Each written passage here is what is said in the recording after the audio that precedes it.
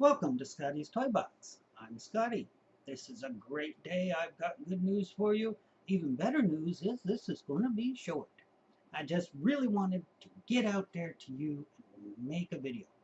I really did. I wanted to make a video, and I could think of no better people to make a video to than the people who come to Scottie's Toy Box. And it's a wonderful toy box. I'll tell you why. Because I deliberately had the furniture in here sized and designed. Every single chair, cot, and couch is designed for you. So please pick out one of the ones that's your favorite, draw it up close to the desk, and let's get started on Scottie's Good News. Okay, I'm going to have my hip surgery. That's the good news. Yes, it's going to be July 21. Now, for anybody who says, oh, well, you look at other countries that have health, socialized healthcare, they call it, it's just universal coverage. We have it in Medicare and it works fine. We have it in the VA and it would work fine if it was funded. That is the trick. It has to be funded. England is trying to run it without funding, and they're finding out that they can't. But that's because the upper ranks, the politicians, they want to have it be privatized. Private insurance, make more, or private health care gives you insurance, gives you more money in your pocket, their pockets. I'm sorry, it's going to take a lot more out of yours. I know because I live it. So anyway, it does work. It is good, but you got to be able to tax and you got to be able to put money into it. As they say in this world, there's no free lunch. So I'm going to have my surgery on the 21st of July. I am waiting that long because I would have had it yesterday, or actually 2 weeks or a week ago when I found out, but when I talked to the surgeon. But again, that was the first appointment. And if things change, there's an emergency or whatever, I could get bumped. But anyway, um, and because of my hip, as everybody knows, your leg bone looks like this. It kind of comes up straight and then takes an angle, and then you have this nice round ball. And ahead of that, on that ball fits into a socket, a round kind of, a socket that it goes into. Milo, baby, you're not being ignored. He's sitting on the kitchen table yowling. I got my office door open, as I'm the only one up. James is at work and Ron's in bed sleeping. He has to work tonight. Anyway, so what happened is this part, this whole thing here, collapsed. It started out looking like the moon instead of being round, and then it went like from being a nice round ball to being all crumpled, and then to be just gone. So there's nothing really there. It's actually flat, and with some miniature raises and two sharp points at the end. And I tell you, those sharp points hurt. So, but the real news is this socket. Normally the socket's okay, and they just put a plastic cup in the socket that fits right in there, and you have a little thing on the end of your hip bone, okay? So what happens is they put the rod in there, they have this little metal piece that comes out, and they put a little disc to simulate your femur head, okay? And that little disc, so let's use my fingers as the disc, that little disc will go right into the plastic piece they put in the socket.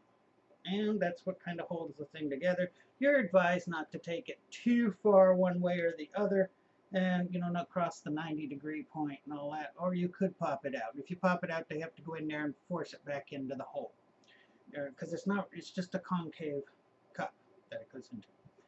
Here's the problem with mine. My bone density is so bad right now. This bone density, this bone has started to damage rather bad.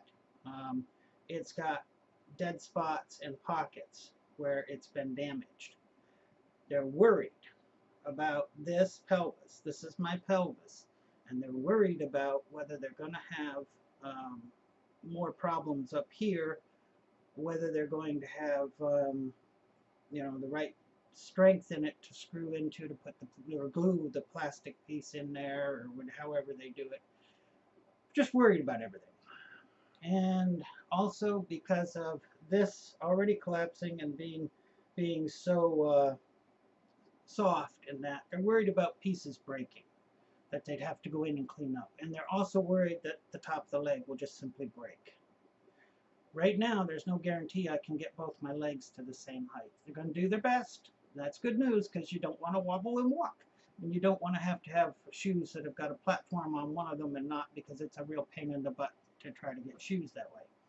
I mean, you have to have them specially, have that piece put on them and everything, and it's just really bad.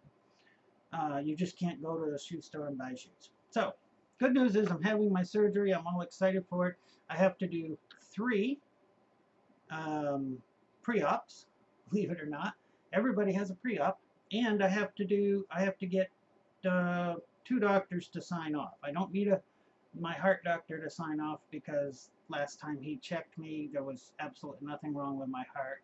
They ran me up, they did a nuclear heart test, and my heart was fine. I got to do blood work before and all that stuff, but that's just routine. Everybody goes through that. One last thing, I'm into 6 minutes. I'd like to keep this to 10. One last thing I'd like to discuss is extreme Islam. Okay, now you're going to start saying, oh God, do we have to go there? Well, kind of. All right. Now, I'm not one of, I do argue and fight against extreme Islamists. Against Islamists that want to, let me say this again. I fight against extreme Islam. I fight against Islamists. And extreme Islam is using the religion to, quote unquote, do violent acts and do them on to other people. And all of the violent stuff in the Quran that civilized normal people with half a brain shouldn't be doing, period.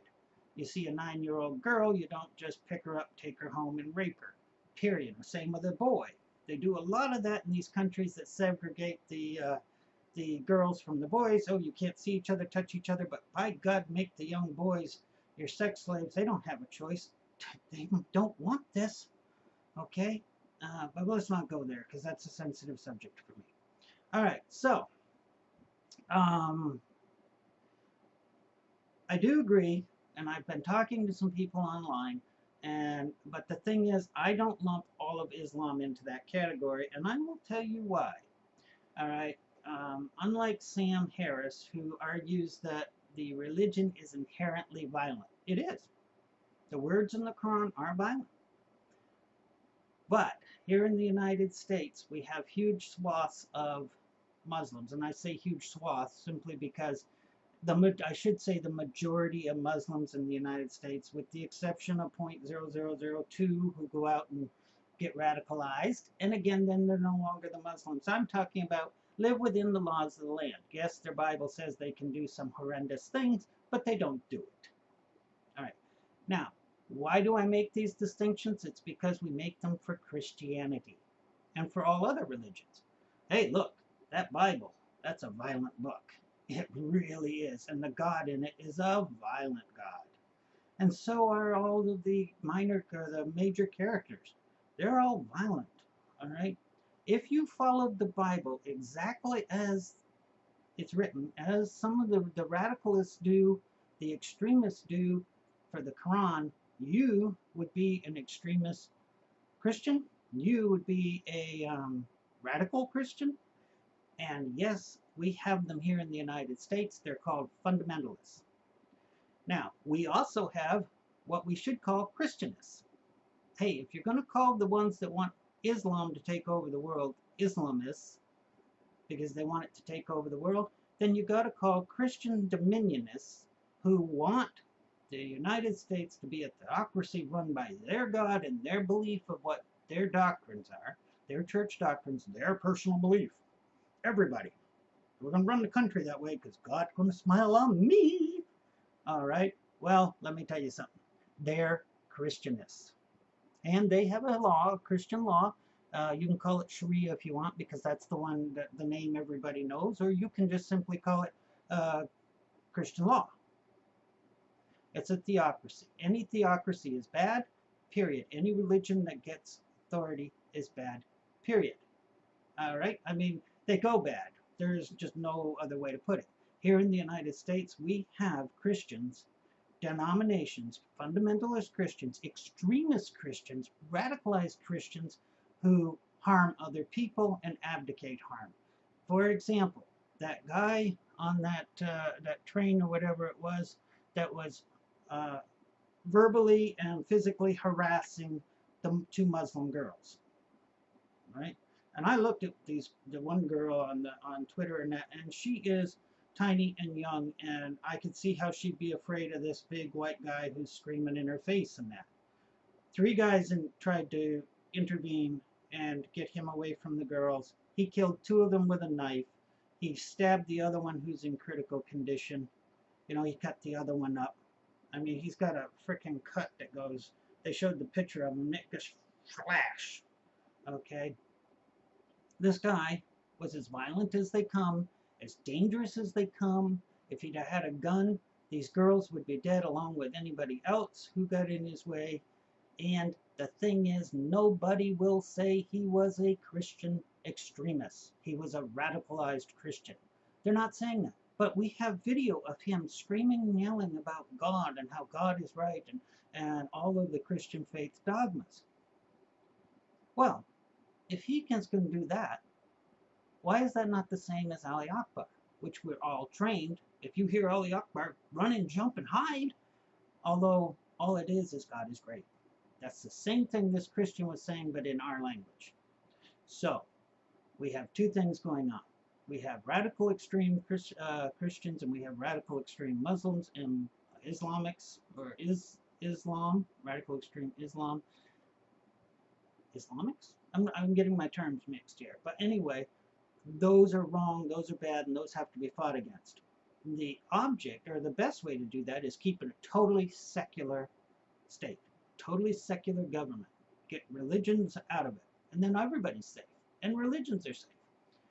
But my whole point is in different areas, there's different religions that are hurting people, that are inciting violence. And if you don't think they're doing the same thing the imams are, look at that guy that jumped up on his podium during the right after the Pulse shooting in Orlando, the gay nightclub, where 50 people were killed, 49 or 50 people were killed, many injured, and he screamed and yelled that the problem was not more were killed. More should have died. To make his God happy. Apparently his God's only powerful and only potent, but cannot kill people. So he's got to have us followers do it. Wacko. Alright, so my point is, the Christians, the majority Christians in this country, don't even know what's in their book. They just do this thing for fellowship and it feels good. And yes, I'm going to heaven. Reward. Brain center goes king, king, king, king. Ching, ching, ching, ching. Got some reward. And that's what they're looking for. And that's the same as the Muslims in the United States. Put these same radicalized groups, these radicalized groups here that are prevented from doing these things in a country where they can get away with it, in certain South African countries, and certain Africans. I really can't name the ones, although I see them all the time on the news, and I really can't tell you much about Africa. I'm not sorry, Mac. I'm just not MAK, for those who are wondering. It's a blog from a guy in Kenya I really admire, and I go see that blog all the time. But I just don't know a lot about Africa. I do know that if you looked at a true map of the continents, Africa's a heck of a lot bigger than we think it is. You can put a lot of countries in Africa. You can put the United States in the top half of Africa, and it's just the top part, just the top. You know, you got the whole rest of the country there. We just take up this much of the top of the Africa. It is really a huge continent. And everybody thinks that the continent of the Soviet Union is like this on the map. It's not. It's like this. Really. You know, it's just this big on the true map. But that's what we got to stop doing, is using the meridian map. We've got to use the true map. I think that's the two terms. Okay, this is 15 minutes. I don't want to go any longer. Hugs and loves. Please come back again. I'm going to try to make these more of these if you want them. And that's the key. You got to want them. It's just not me wanting to do this for my own sake. Alrighty. Scottie's Toy Box is out of here. Many hugs.